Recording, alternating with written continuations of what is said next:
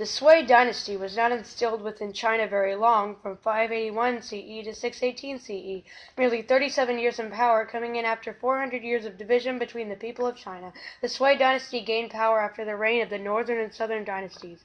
Northern Zhao, ruling from 557 CE to the year 581 CE, was born to the noble class and was considered the prime minister of the last emperor and monopolized the political and military power in China.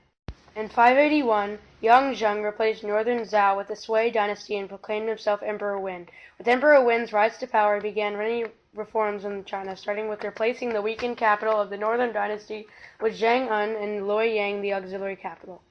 In 589, the Sui court finally defeated the last of the southern dynasty and was able to begin unification of the whole nation. Innovations of the Sui dynasty were plentiful, from Emperor Wen creating the rank and military of the garrison soldier, to the greatest known accomplishment of the Sui dynasty, the Grand Canal. The Grand Canal was useful to the Sui dynasty in the improvement for smoothness in the dynasty's trading system, as well as the needed supply of provisions to the soldiers fighting for the Sui dynasty. Another important innovation that would influence the future of the Chinese culture was Emperor Wen introducing the civil service examination system to China, an important system needed for the recruitment and admission into the Chinese civil service. Finally, an innovation that assisted living and redefining agriculture in the Sui dynasty was the equal field system and granaries. A granary is a storehouse for important grains, ideal for when citizens must go through famines.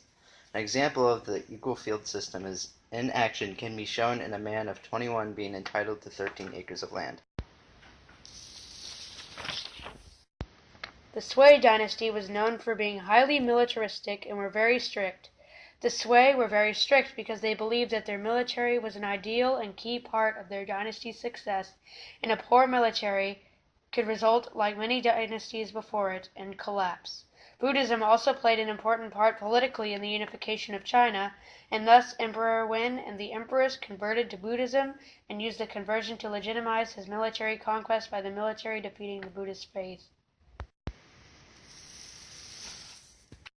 The Sui dynasty finally collapsed in 618 CE. The key factor that led to the collapse of the Sui dynasty was the rebellion of the citizens within the empire.